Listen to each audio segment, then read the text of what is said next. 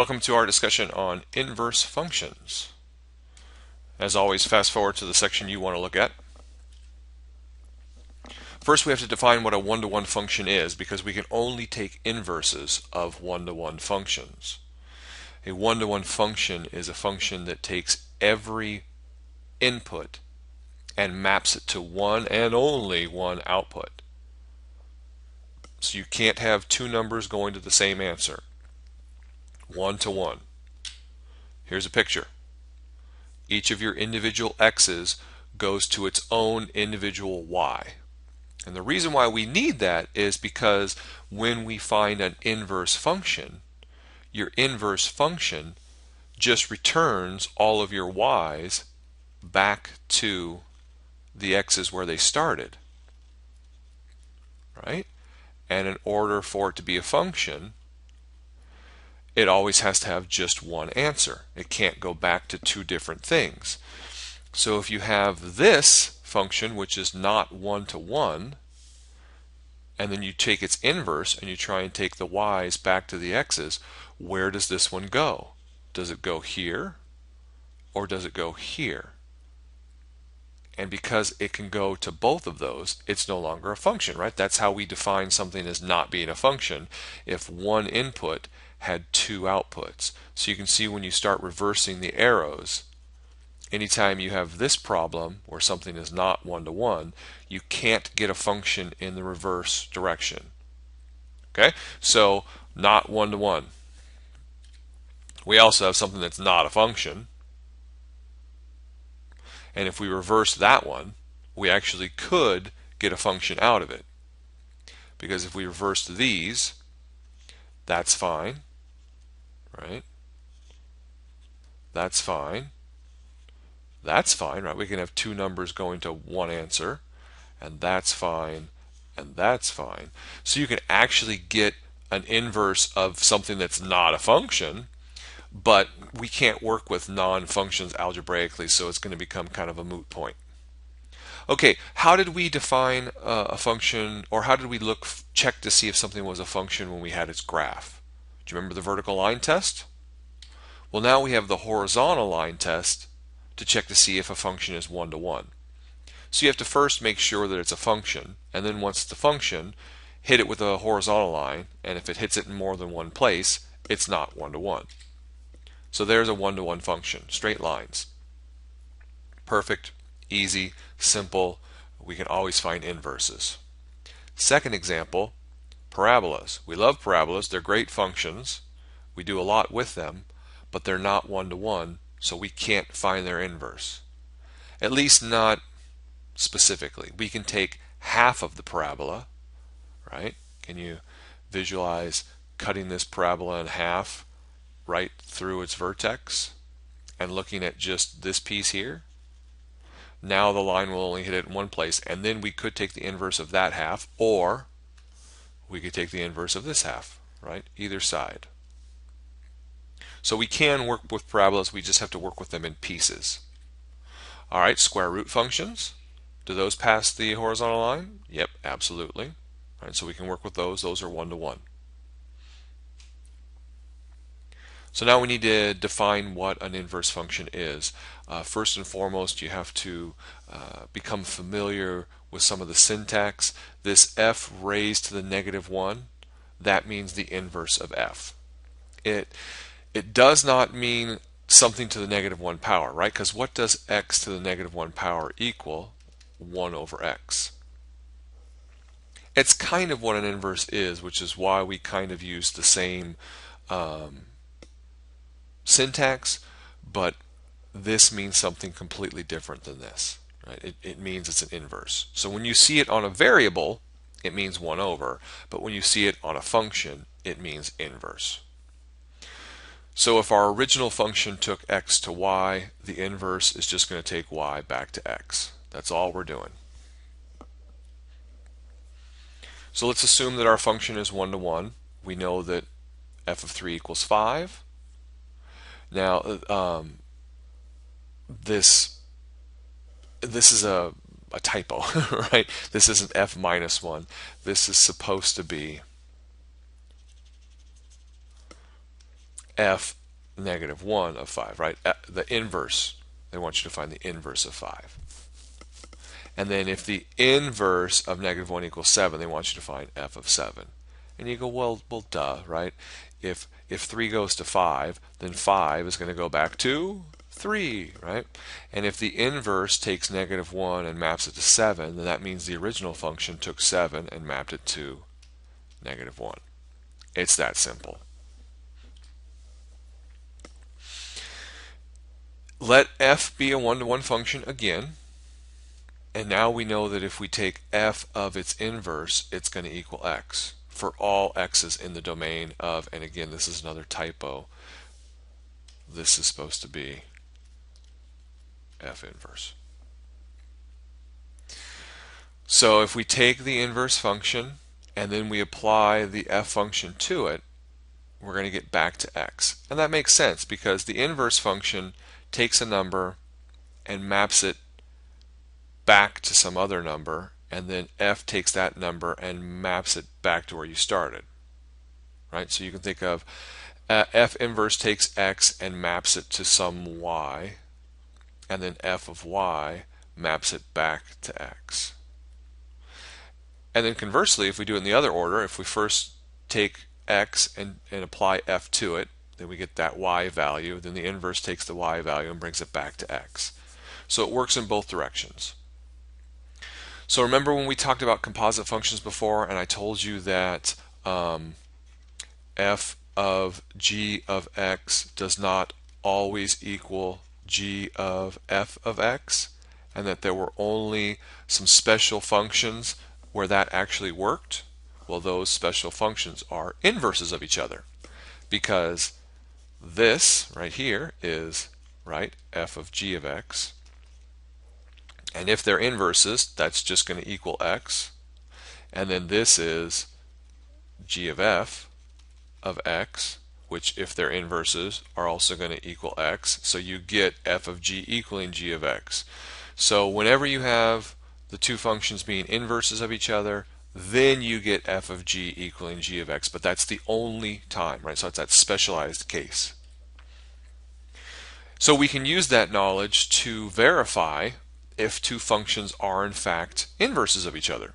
All we have to do is do f of g of the functions and then do g of f of the functions and verify that both of those result in x. So f of g of x, they do that one first. They take the g function, right, the g function, plug it into the f function, so that's why it's 2 times that stuff plus 3. You do the math, you get x. So far so good. But you got to check both, because you could actually get, there are pairs of functions that work in one direction but not the other, meaning f of g equals x, but g of f doesn't, or vice versa. G of f works, gives you x, but f of g doesn't. So you always have to check both. Just because one works doesn't guarantee the other does. So we check in the other direction. We do the g of f.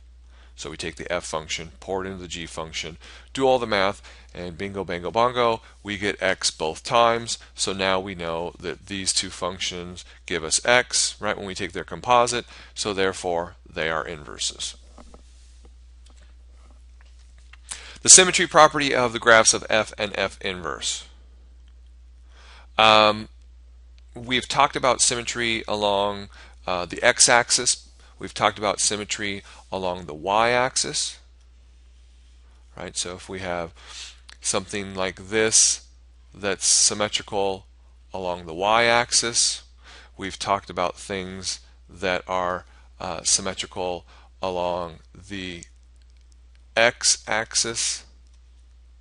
And now for inverses, we're going to talk about something that's going to be symmetrical. Oh, that's a horrible picture. Along this line if it went through the origin. So let me try and draw that better down here.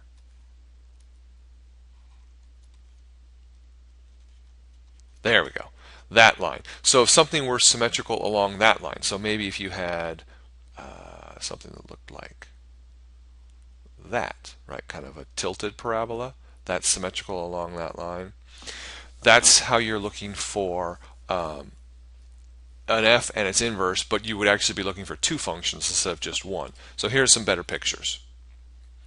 On the left is the graph of a function, on the right is the graph of its inverse, and you can see as you draw that dashed blue line, those two functions mirror each other across that blue line. So that's how you can tell if you have inverses graphically.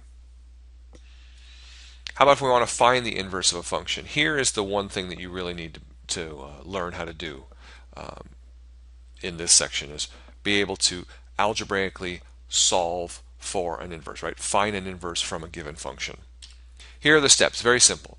First thing you do is you take your function f, and instead of writing it as f of x, you write it as y.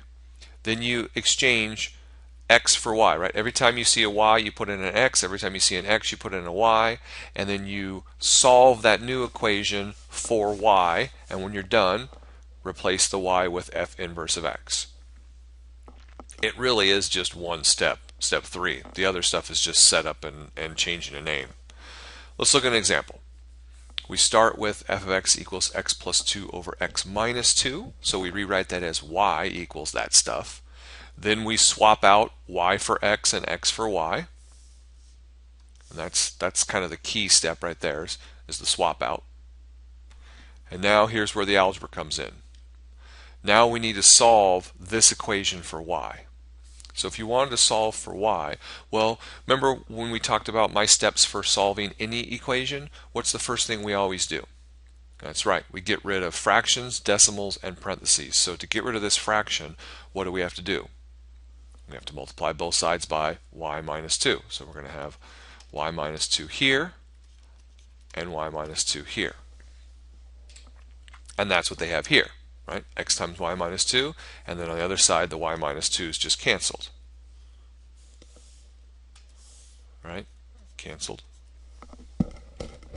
So that's how they got to that step. And then we still need to get rid of fractions, decimals, and parentheses. So in this case we got to get rid of the parenthesis by multiplying through. So there's my xy minus 2x equals y plus 1. Now we isolate our variable. So we get all the y's on one side and all the everything's else on the other side, because the y is the variable that we're trying to solve for. So that's the thing we're trying to isolate.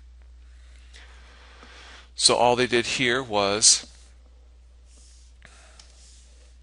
added 2x to both sides because they're trying to get rid of this piece. Then they subtracted y from both sides because they wanted to move this one over. So now you have this, right? Again, we need to isolate y, so in this instance that means factoring it out. Y times x and y times minus 1. Divide both sides by your x minus 1, because now we're trying to simplify y. And there is our final result, algebraically. But to finish it off, all you have to do is scribble that out and write in f inverse, right, of x. Ta-da! Which is what they did. And then of course you always have to remind everybody that you can't divide by 0, so this function is only defined for x not equaling 1. Let's try a simpler example just for one more. F of x equals 3x plus 5, a good old straight line. Step 1, write it as y equals 3x plus 5. Right? Step 2, swap the variables out. X equals 3y plus 5. Step 3, solve for y. X minus 5 equals 3y. See, I'm going to leave my 3y. I'm going to leave my y on the right. It's totally okay to have y on the right side. It doesn't always have to solve for things on the left. And then divide by 3. X minus 5 over 3 equals y. And then swap it out. And now I know that f inverse of x equals x minus 5 over 3. Or you could write it as 1/3 x minus 5/3 if you wanted to write it more in your mx plus b format. But either of those would be acceptable. Using inverse functions to find the range of a function. So they want us to find the domain and range of that original function. Well, the domain of f, like every other function, starts with all real numbers, and then we just have to worry about, are there any problems that we have to eliminate from our domain. And in this case, since we have a fraction, we always have to worry about zeros in the denominator. So you take the bottom, you set it equal to 0, right? X minus 2 equals 0, and solve. So x equals 2 is our problem, so that's why x cannot equal 2. So our domain is everything except for 2. Simple and easy. So the range of f is the domain of its inverse, right? Because these functions swap places. If x changes places with y, then the domain changes places with the range. So to find the range of our original function, all we have to do is find the domain of our new function, our inverse, right? And we already found that from the previous example. This was the inverse function. And we already noticed that that's a problem. So if 1 can't be in the domain of our inverse, that means 1 can't be in the range of our original function. So there you have it. Domain and range of a function by looking at the domain of our inverse. How about another example of finding an inverse? This one's a little trickier because now we have a square. So we're starting off with the g function. We rewrite it as y. Now they told us that this function was only for x is greater than 0. And why did they do that? What does x squared minus 1 look like? It's a parabola that's been shifted down by 1, so it's down here at the point 0 minus 1. And does it pass the horizontal line test? No, it fails miserably, right? So by letting x only be greater than or equal to 0, that means instead of looking at the whole function, we're only looking at this piece here, right? We're only looking at this half. That's a horrible arrow, right? And then a solid dot here because it's less than or equal to. So now it passes the horizontal line test. So now we can find its inverse. So this rule is going to stick with us. We swap out variables. So this becomes an x, right? This becomes a y, and this becomes a y. Oh, look at that. The rule stayed, but it changed because now x's and y's have traded places. Now solve for y. Move the 1 over, right? Take the square root, so y equals plus and minus the square root of this, still with this in place. Now, since y has to be greater than or equal to 0, we can't have the negative piece, because then we'd get negative numbers, and y has to be 0 or above. So this half gets thrown out, and our inverse is just the positive piece, right? Which we don't have to write because it's just positive. And there's our inverse. And there's the graph of both of them.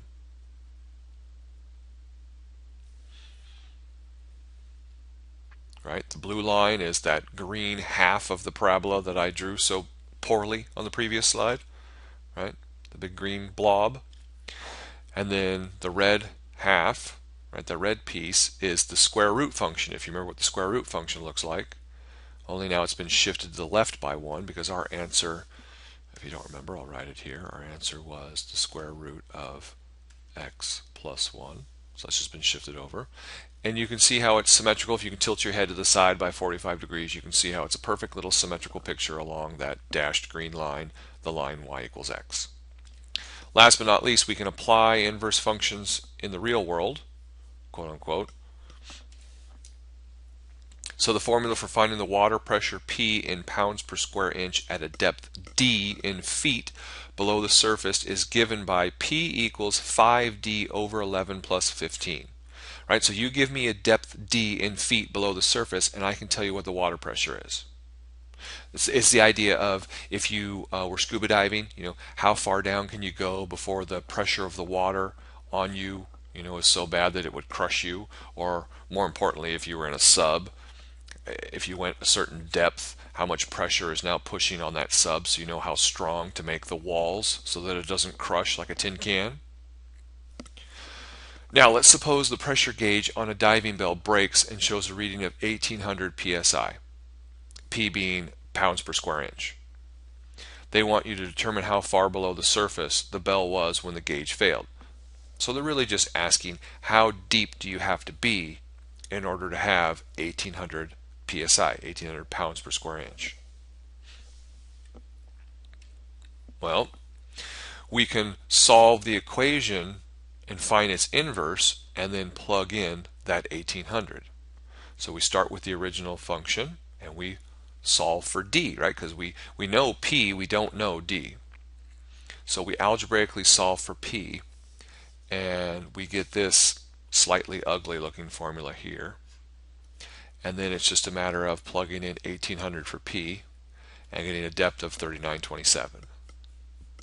Now I really wouldn't bother with this if they only wanted us to find one solution, because if they wanted us to find one solution, i.e., how deep were we for 1800, just go back to this original equation and go 1800 equals 5d over 11 plus 15, and now solve for d. Use our rules, multiply everything through by 11 to get rid of our fraction, right? And then isolate d, and you get the same answer. But that technique will only give us the answer for a P of 1800, right? A pressure of 1800 pounds per square inch. What if we had to do this over and over and over again? Then we would have to do this algebra, all of this algebra over and over and over again. But instead, if we did this and solved for the new function, and we now know that the inverse is this function, now they can give us pressure after pressure after pressure, and we're just plugging it in, getting an answer, plugging it in, getting an answer. So be smart about it. Save yourself a headache when you can. If they're only asking you to do it once, by all means, just plug in the numbers and solve it that way rather than actually finding the inverse if you want. But if they ask you to tell them what the inverse is, then you're going to have to go ahead and do the work anyway. That's it.